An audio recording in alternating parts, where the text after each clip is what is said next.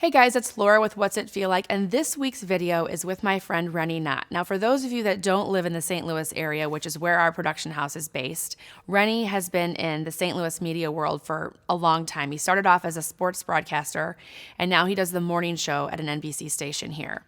And Rene started noticing a few years ago that he literally could not breathe or barely even do his job because doctors found blood clots in his lungs. And they let this go for about 2 or 3 years.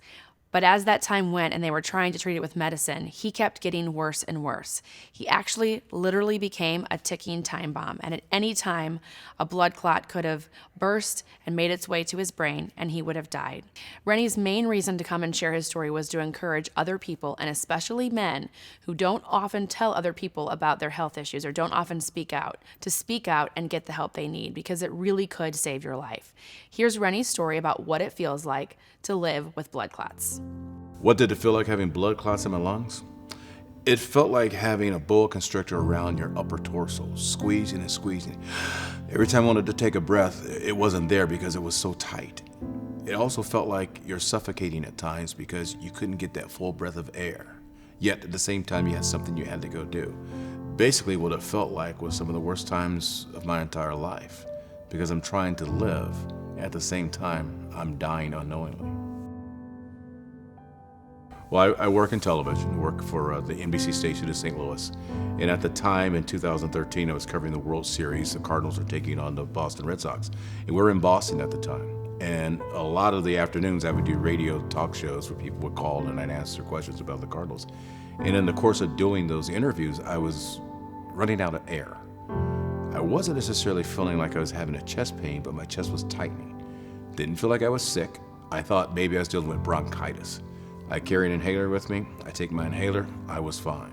Well, this went on for quite some time. Covering the Mizzou football team in December of 2016, I went down to the ACC championship game in Atlanta. While I was down there, I really felt horrible. I could walk like 10 feet at a time and have to stop. So everywhere I tried to go during this time period, I would leave an hour, half hour earlier than what I needed to be there for just to get to where I needed to go. So we fly back, and I was doing so poorly that I had to get a wheelchair to come off the plane, to get down the baggage claim, to then get in the car and drive home. My wife says, hey, we need to go to the doctor like right now. I go in at 7 o'clock, they run some tests. He goes, I think you may have had a blood clot at some point. Let me put you in the MRI machine. MRI, in, out, come out, sit down, talking to my wife. The technician comes over, and you would think that the technician, I was about to die. You gotta go to ICU right now. You gotta go to right now. I don't want to admit you right now. And I'm going, what? Okay. I was in the hospital for a week after that, just after being diagnosed with the blood clots, while they tried to figure out what I needed to have done to continue living. So the initial line of defense was to take blood thinners. And the blood thinners would then thin out the blood clots. Eventually they would disperse through the body and you'd be fine. Well, that never happened. It just kept building. So my heart is pushing to get the blood to come through, to go through my entire body. Well, now the pressure on my heart was building and building. So basically your heart could have burst. At the same time, the oxygen levels of my body going down. So I wasn't quite as awake mentally. My kidneys were beginning to fail. I was really going through a lot of issues. My body basically swelled up with fluids because, again, nothing's flowing through the body. Every building I would go into prior to surgery, I knew exactly where the elevators were because I could not use the stairs, up or down. I couldn't do it. And so I had this fear of going places and there would not be an elevator. And what was I gonna do then? I had this fear of anybody coming at me in an attack mode because I can't outrun anybody. I couldn't run. I couldn't even walk away from you. And I was always trying to find a way to make it. I would write my scripts, shorter sentences, so I could catch some bit of a breath in there. If I had to go down to Busch Stadium, I would take the golf cart down there. I would get there an hour early so I knew I could take my time getting to where I needed to be.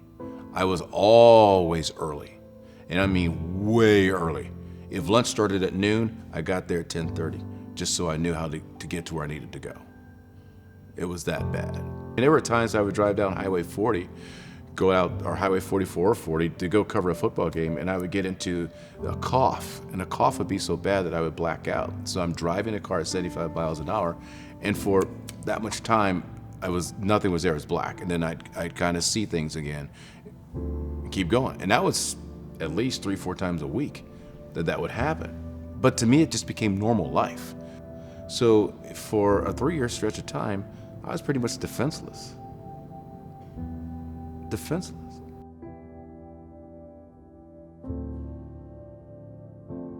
It wasn't just a surgery that you go through where you get your leg fixed. It's open heart surgery. So they cracked me wide open. You know, I've got a scar from here to here on my chest.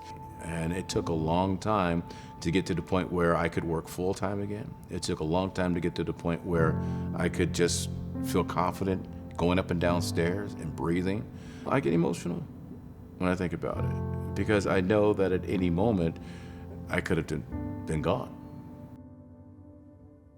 One of the issues that men have, I think more so than women, and some women to some extent, is that we're afraid to look weak. We're afraid to say we need help. We're afraid to say I've got something wrong with myself. But unless you let somebody know, there's no way it can be fixed. I think for the longest time dealing with the blood clots, I felt like, oh, I'll be okay. It's just, I got a cough today, hit my inhaler up, I'll be fine. I would say to men, don't be afraid to let people know that there's something wrong with you, because if you don't take advantage of the little bit of health you have at the time, time's gonna run out on you. Time is never on your side in these cases. So you need to go and ask for help. You need to go and see a doctor, and you need to be honest and open with that doctor with everything that you're going through. Not just the one little thing that you're okay to talk about, but talk about it all. That's the only way all of it will get fixed. So if you like the content on this channel, please don't forget to subscribe. Make sure you turn your notifications on so every time we upload a video, you get to see it. And once again, we hope that every time you watch something here on this platform, it helps you or someone you know feel less alone.